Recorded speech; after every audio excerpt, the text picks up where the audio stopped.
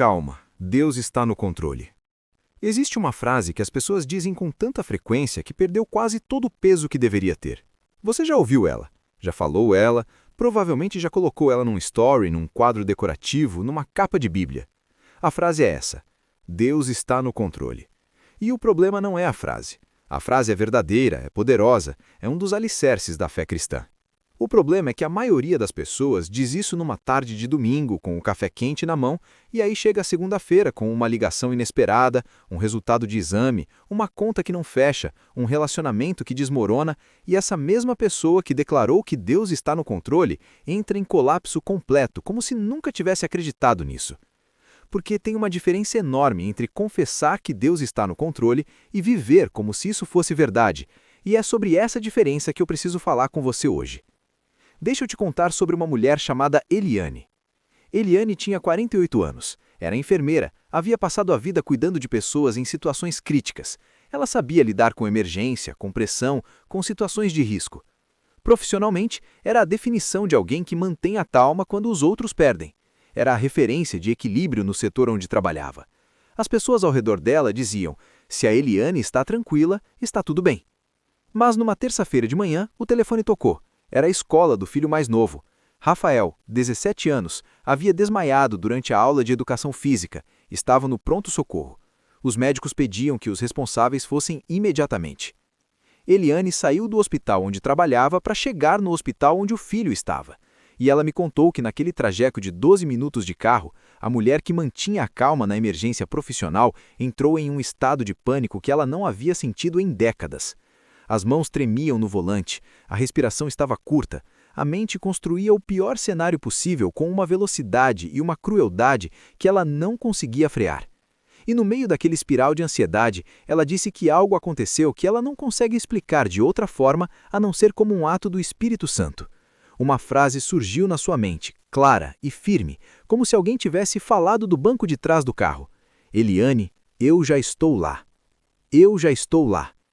Não vai ficar tudo bem. Não se preocupe, não é nada sério. Nenhuma dessas frases. Só isso. Eu já estou lá. Antes de você. Antes do diagnóstico. Antes do resultado. Antes de qualquer coisa que você está temendo. Eu já estou lá. Eliane me disse que aquela frase não resolveu o problema. Rafael estava com taquicardia e precisou de alguns dias de observação e ajuste de medicação. Não era o pior cenário que a mente dela havia construído no carro, mas também não era trivial. Mas aquela frase mudou completamente como ela atravessou aqueles dias. Não porque a situação havia ficado fácil, mas porque ela havia encontrado de volta o que havia perdido no trajeto de 12 minutos, a certeza de que ela não estava sozinha diante daquilo. E é isso que o controle de Deus significa na prática. Não é que nada vai dar errado, não é que as circunstâncias vão se arranjar do jeito que você quer, é que em qualquer circunstância, em qualquer resultado, em qualquer cenário, Ele já está lá antes de você.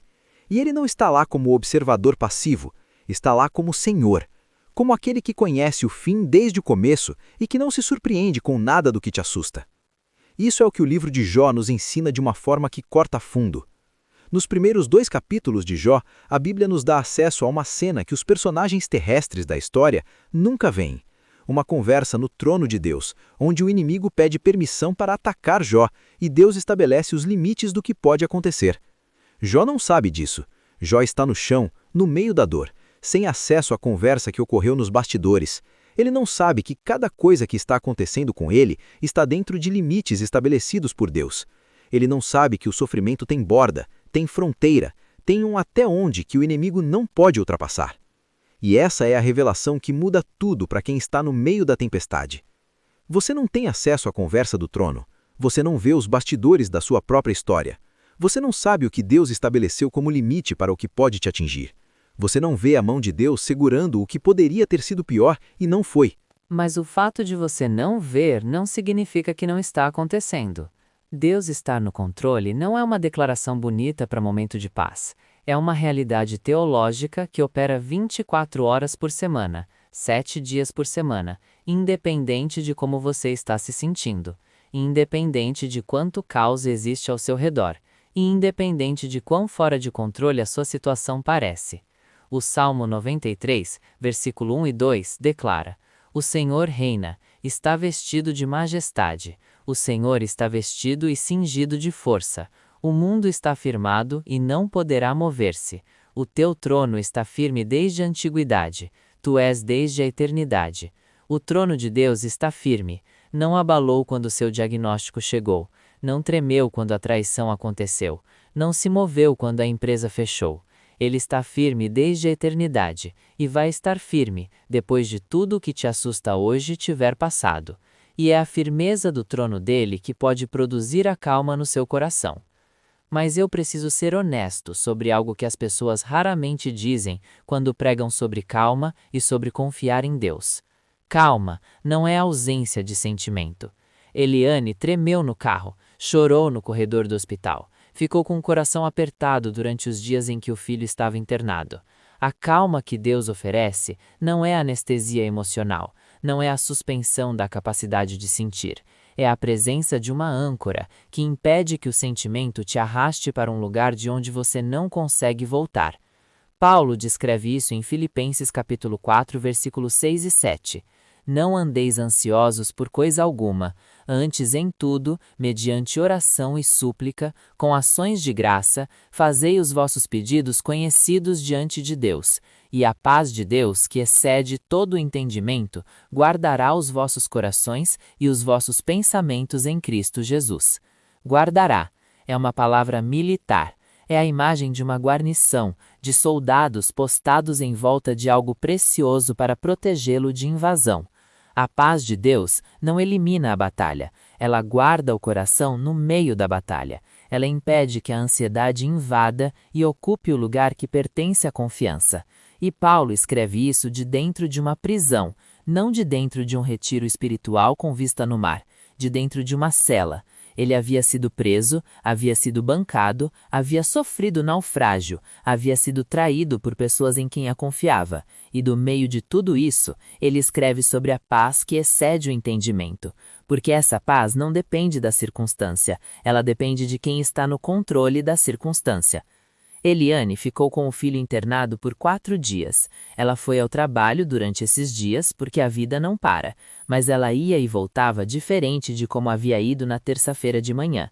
Ela me disse que toda manhã, antes de entrar no hospital, ela ficava alguns minutos no carro e dizia em voz alta a mesma coisa: Rafael está nas tuas mãos. O médico que vai tratá-lo está nas tuas mãos. O diagnóstico está nas tuas mãos. Eu confio em ti. Não como fórmula mágica, como posicionamento deliberado, como a decisão consciente de mais uma vez colocar o peso onde ele pertencia e não carregar nas suas próprias costas o que só Deus tem capacidade de carregar. Isso é o que significa calma quando Deus está no controle. É uma decisão que você toma, não um sentimento que você espera ter.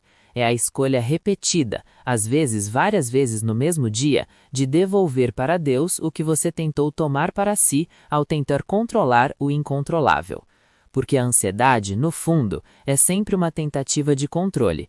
Você está ansioso porque existe algo que você não consegue controlar e a sua mente está tentando encontrar uma forma de controlar de qualquer maneira, construindo cenários, prevendo desfechos, tentando por força de preocupação resolver o que não pode ser resolvido por preocupação. E o que Deus está dizendo para você nesse processo não é para você parar de se importar, é para você parar de fingir que o controle é seu, porque quando você solta o controle, quando você genuinamente entrega o que não pode controlar para aquele que pode, o espaço que a ansiedade ocupava fica livre para outra coisa entrar. E o que entra é exatamente a paz que Paulo descreve como algo que ultrapassa o entendimento. Você não vai conseguir entender como é possível ter paz no meio do caos. É exatamente por isso que ela ultrapassa o entendimento. Ela não é produzida pela sua capacidade de compreender a situação. É dada por um Deus que compreende tudo o que você não compreende. Mateus capítulo 6, versículo 26 e 28, Jesus aponta para os pássaros e para as flores. Ele diz: Olhai para as aves do céu, porque não semeiam, nem cegam, nem ajuntam em celeiros. Contudo, vosso Pai Celestial as alimenta. Não valeis vós muito mais do que elas? E observai como crescem os lírios do campo. Eles não trabalham nem fiam. Ele não estava dizendo que você não precisa trabalhar, estava dizendo que existe uma provisão que opera além da sua capacidade de garantir, e que o Deus que cuida do pássaro e da flor tem você como prioridade infinitamente maior. Se ele está no controle daquilo, está no controle disso que você está enfrentando agora também. Rafael recebeu alta no 5º dia, com tratamento definido, com prognóstico tranquilizador. Eliane me ligou quando saiu do hospital com o filho e disse uma coisa que ficou. Eu entrei com medo e saí com gratidão. Não porque acabou bem do jeito que eu queria, mas porque em nenhum momento eu estive sozinha, e em nenhum momento ele saiu do controle de quem realmente importa. Eu quero te deixar com isso. Seja lá qual for a situação que está fazendo você perder a calma agora, seja lá o que estiver fora do seu controle e provocando a sua ansiedade, eu quero que você considere a possibilidade de que a sua falta de calma não é uma resposta racional à sua situação. É uma resposta ao fato de você ainda não ter entregado completamente aquela situação